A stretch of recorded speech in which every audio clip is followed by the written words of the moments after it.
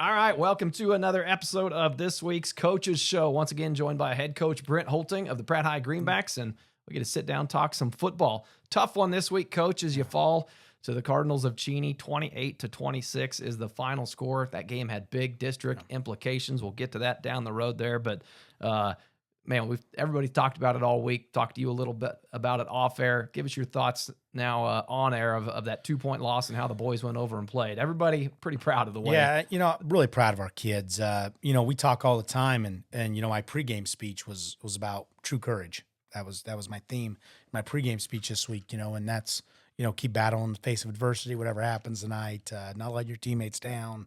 Playing tough and all that stuff. And I don't know if I've ever coached in a game, and all of my coaching staff, we were talking. We have a lot of years of experience. I don't know if I've ever had that many injuries, especially at one position, the offensive line, as we had on Friday night. So for our kids to just keep plugging in, we had that whole second half, we had 3 kids who had never even taken a practice snap on a varsity level at that position playing on the offensive line. And, when you're playing the number 3, 4 ranked team in the state, tough position to be in, but I was really proud of them and really proud of our kids in general. Just thought they kept battling, kept fighting, and unfortunately we just came up a couple points short. Yeah, you mentioned that offensive line that was so decimated by injuries, and the Pratt offense, for anybody who hasn't watched it, relies on that ground game.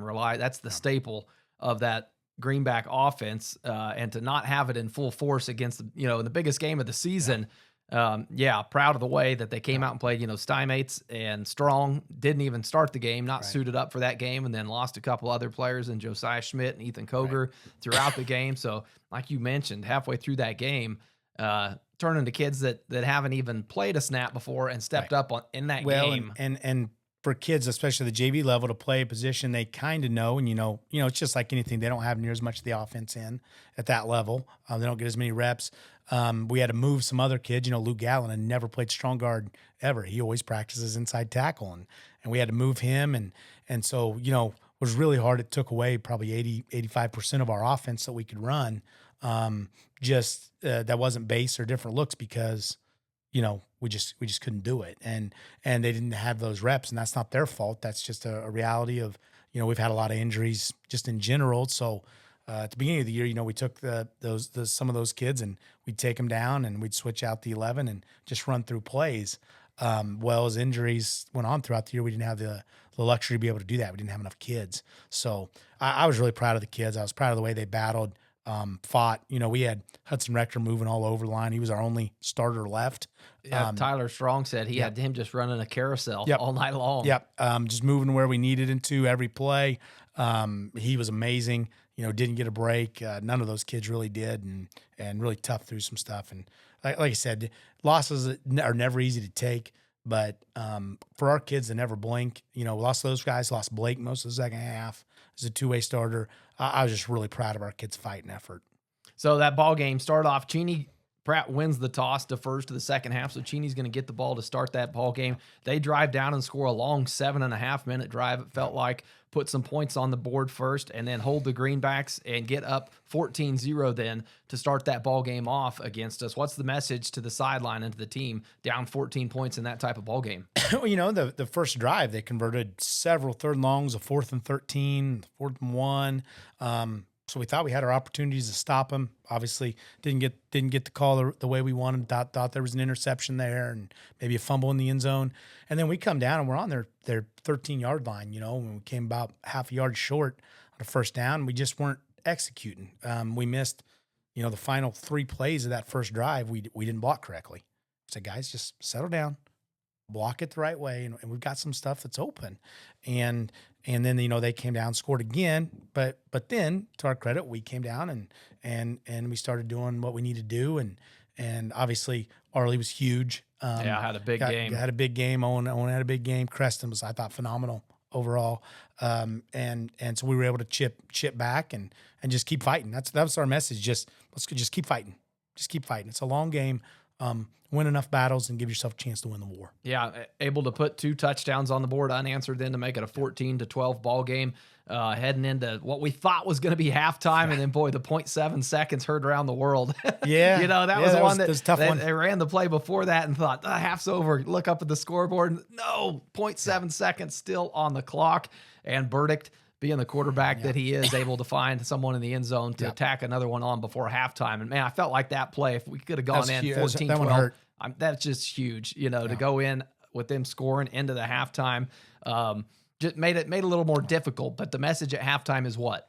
Message at halftime was, I'm proud of what we're doing. Let's fix some stuff. Let's clean this up. Because we had, like I said, we have on offense, we had tons of people who had never played. Defense, we have people in positions because, you don't want to stick someone out there that's not physically ready. So we had lost so many linemen that we had, Sebastian Beach, which I thought he was phenomenal. We stuck him at defensive end just because he's a really physical, tough kid. We were searching, we were moving kids everywhere. Yeah. So our message was, I just kind of told him, you got 24 minutes for the rest of your lives to fight.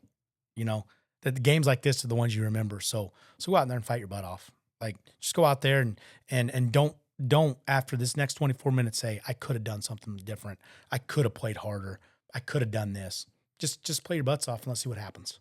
How much time, when you have that many injuries on a sideline and you're calling up on kids who haven't played before, how much time is able to be spent teaching on the sideline versus, actual play calling and motivating? I saw Colin Strong, who wasn't suited up, but he became an assistant coach that ball game and was doing just as much coaching and teaching to those kids that were getting in. But how much time is allowed for you coaches to, or is it just, hey, we've gone over this in practice, get in and go? No, I mean, it's every chance you get, and it's hard for me. I don't know if I get snippets here and there because I'm also, heavily involved in the defense and play calling.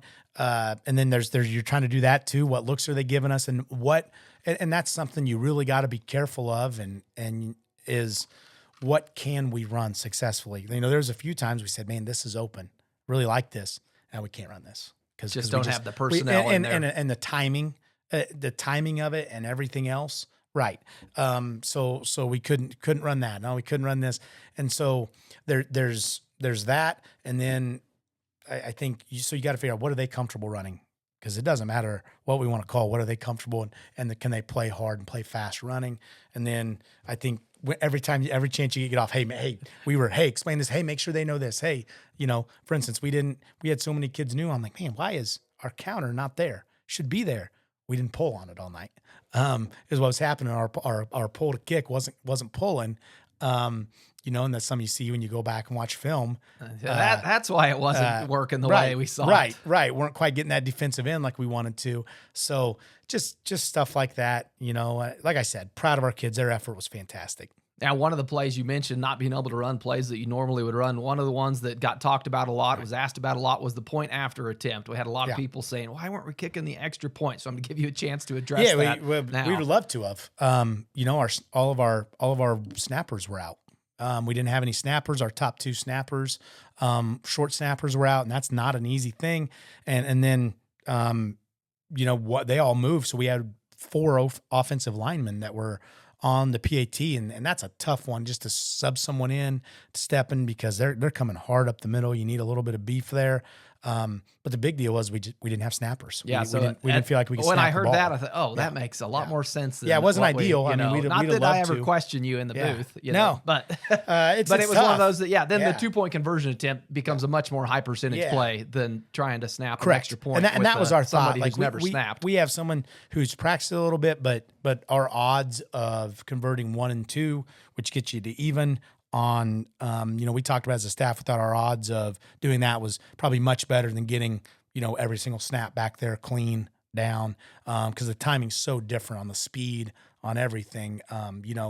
And what works in JV or something, especially the speed of the snap, doesn't work in varsity because you have to get it off so much faster. It throws your kickers timing off because they're used to the speed of certain snappers that they've worked with on their steps. So we thought just individually, and we had a couple. We barely missed Arley on the fade, barely out of bounds. Missed the throw on the first one, and then. Tay, we just unfortunately missed a block on, and if we could have had that block, I thought Tay would have got in. He was about 6 inches short on the other one. We didn't get in. So, it's tough. one of the things that's hard. We've always been really good at 2-point conversions. We've converted, I think, around 66% since I've been here, which puts you ahead points wise.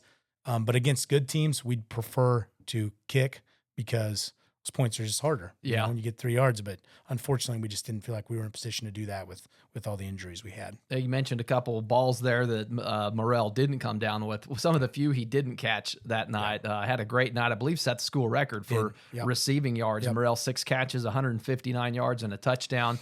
I think Noah Riley may have held that previous record, and so Morrell, the old one was pretty old, and then Noah broke last year. Yeah, broke it last year up at Larned, and now Noah's last year I think was on 2 catches. 2 catches at Larned. Impressive.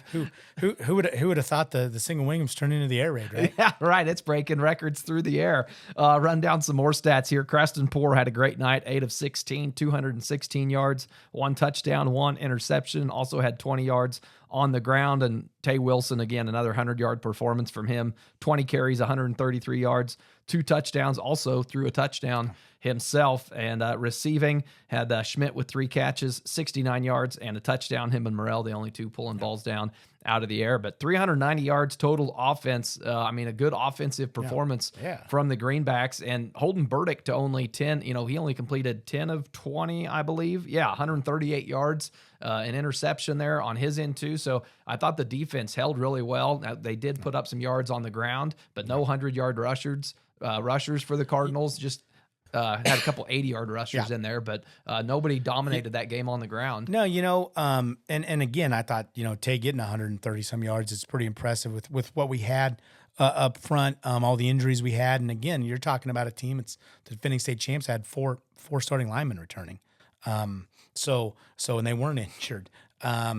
So I was really proud there. Like you said, 390 yards is a good output any time. Yeah. Offensively, your run fits, dude. I think that's the thing that probably suffers the most is run fits on defense when you have so many injuries. And I thought we just struggled with that a little bit. And then some of the things we could do, same thing with me offensively, with Coach Brown defensively, some of the things we could call that stunts, some stuff that we thought we could do to bother them are out the window when you have that many subs in because they just can't run it because they had the reps. So I thought for what it's worth, like I said, our kids fought hard. They were able to bleed the clock a lot in the fourth quarter. I think we only got that 1 possession besides the one we scored on right at the beginning.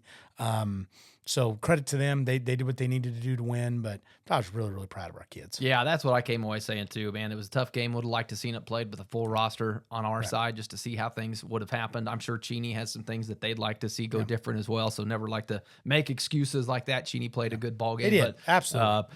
Just a game that, 2-point loss, and you think, man, what tough. could have been, Tough. And we talked about those district implications. So that slotted Cheney in as the 2 seed coming out of our district, us the 3 seed, and that puts us on the road at Clay Center then tomorrow night. So big night. Our district, you talk about that, is incredible. The way they did seeding this year was that's hard because if we seed overall, we're still a top. I think we would have been the 6th or 7th seed, get a home game, and probably I feel like our kids deserved. It's frustrating, but the way our district worked out, which was undoubtedly the toughest district in the state, got Collegiate who kind of got hurt by being in a tough one. So their point system for the 1 seeds, they're down at the 4.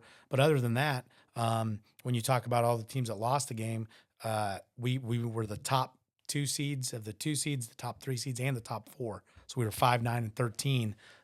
Really speaks to the strength of our district and how good it was out of district and in district. So it's a tough one to lose because I really wanted these kids to be able to opportunity to have another home game. But until they fix the system, it is what it is, and we got put in a really tough district. And and I think everybody's hopeful that changes will continue to be made to that. Keisha seems responsive to some things like that. So see what next year or down the road shakes out with how they do that. See that. Before we move on to Clay Center here, let's run down some awards for that Cheney ball game. State Farm Player of the Game for us in the booth, but we gave it Arlie Morrell. Had a huge game, record-breaking game. Didn't realize it in the night that he broke that receiving record, but Arlie Morrell with his night, he was our State Farm Player of the Game. And not just receiving. I mean, he had a lot of heavy work. He had to move. He's usually our weak side defensive end. We want to rush. He had to move to strong side defensive end. So that was pretty big. Thought he was really tough there. He did not get off the field at all. Had the fumble recovery. I don't know if he forced it. He did not force it, but he had it. Yeah, had a big fumble recovery at a big crucial moment. Yeah. Gavin forced that one. Okay, yeah, so big night for Morrell. So he was our State Farm player of the game. Mead Lumber hit stick of the ball game. This one wasn't so much from a hit that we saw, but more of just how many times we said his name and how much he was asked to do Friday night. Hudson Rector got our Mead Lumber hit stick of the game we said his name a few times for some plays in the backfield. There was a screen pass that he stuck home at that if he wouldn't have, would have been a big play. It wasn't a big hit, but man, it was a big play. Huge play. And Huddy has just, he's one of those kids that, he knows his senior year, you see the twilight of it and your number of guaranteed games really dwindles. And man, the light is clicked on. We talked about him. He was the MVP a couple games ago. I thought he was phenomenal. Same thing, a kid who is used to rotating, never got a break all game. And, at one point he said, hey, I could use a blow real quick. And we said, who you want us to put in? He said, never mind. I'm going. No, Huddy's incredible. He's a tough kid. Thought he was awesome. Our hit stick went to, there were several. Luke had a really good hit. Gavin had a good hit. Tay, we thought had a couple incredible hits. He blasted, they scored a touchdown last play of the first half, but Burdick paid for that one. Yeah. Tay hit him really hard. Thought that was our hit stick of the game. All right. So congrats, Tay Wilson there. Farm Bureau fan of the game. This one, sometimes we give it to students, sometimes we give it to fans, but this one we threw out to my brother, Bo. He flew in all the way from Oregon. Heck yeah. That's and awesome. thought, I'm going to catch a Greenback game while I'm in town. So came all the way from the West Coast, got to see a playoff game, or not playoff game, but a district game. Right. And so he was excited to see it, a graduate of 97, Greenback alum, and threw that one out to the older brother, Bo. So congrats, Bo, if you're watching the coach's show. Heck yeah, that's awesome. And then our other rewards, Scout Team Player of the Week, Cameron Cox. Again, he's won it a few times this year. Yep. He's just, Cameron's a good football player. We always tease we just got to get some weight on you. I mean, he's shifty, quick, and tough as all get out. Gives us a great look every week. Special teams, we talked about Luke Gatlin, made some big plays on special teams, was always down there on special teams. And then defensive player of the game, we thought Tay Wilson had a really good game, sealing the edge. That last drive, you could tell they were motioning. Wherever we moved Tay, they were going away. Yeah. Tay's that good. And then you talked about MVP Arley, and then offensive player of the game. We thought Creston Poor had a really great game. Yeah, he did. Arley couldn't have had the night he had without the ball coming. He threw some great Poor. balls. Yeah, great balls. And had some other opportunities, a couple pass interference that looked like had there been no contact, maybe some more yards than what Creston threw the ball really well. Had a great game. All right, on to Clay Center. The 4-4 is their record, but we mentioned the way the districts and the seeding worked. Although we do have the better record at 6-2, Clay Center, the higher seed, they get to host this round of the playoffs. I haven't done the deep dive yet or gotten it from Kel, but I don't know that we've played Clay Center in the past, or if we have. I don't know that we have. It's I think this might be the first matchup. Had a basketball game against them last year in Sub-State, to get to Sub-State. So, we know it's an athletic team. They played Cheney in the playoffs last year, lost a close one on a field goal as time expired to Cheney, who eventually went on to win the state championship, led by Mark Henry, his fifth year up at Clay Center. And we know they're athletic. They've got some all-time athletes on this team in can't think of Platson. Cole Platson. Yeah, thank you. Platson, a Gatorade Player of the Year for baseball, Oklahoma State commit. Yeah. When you see those type of accolades, you know that he's probably pretty good on the football field as well. Yeah, and then I heard, I don't know this, I don't follow, but they said he's going to be like a top 3 rounds Major League draft pick. You can tell the ball jumps off of his hand. Yeah. I mean, there's not a whole lot of throws his arm can't make. He's a big, tough kid. I remember seeing him 2 years ago when we played them when he was a sophomore here for the Sub-State championship in basketball. And I remember Coach Liggett and I were talking. We're sitting, man, who is that kid? He looks like a grown man. I'm like, he's a sophomore, and he is built. He's put together. I think he's 5'11", 195, 198, something like that. Really put together. Throws the ball really well. Really smart. Runs their offense well. And Coach Henry does a great job. They play really hard. They are physical. Very tough. I kind of remind us in a way. They want to run the ball, mix in a little play action. They love the power read, sweep off the edge. Quarterback keeps up the middle, and then they mix in a little play action. They're a receiver who was a state champion. I don't know if he broke the state record, but was close. 400 meter. 400 Yeah. last year. Really, really fast. Got some good athletes. Just a really good football team. You know, their record is really deceiving. They're 4-4, but all 4 losses are to teams ranked in the top 4. Yeah, we were going down that list 2A, earlier. 3A, 4A. Yeah. I think all 4 of their losses are to teams with a combined 3 losses, and that's with they were in every game. I mean, I've watched every single film, and then they beat Marysville, who was ranked until last week, and they had some injuries. You know, Platson missed, I think, 2 or 3 games. The Weller kid, number 2, the fast kid, missed a few games. They've had the injury bug bite them, so they are probably a team that's 4-4, but a team that profiles as a fringe top 5 team in the state. So it's a tremendous challenge the first week of the playoffs. Well, you know, this time of the year it's going to be tough no matter who you face. You just got to play who's in front of you. This one just happens to be about 3 hours away. Yep. So if you can make the trip, get up there and watch them, Coach. If not, we'll be there ready for the call, and best of luck to you. Thank you. All right, that'll do it.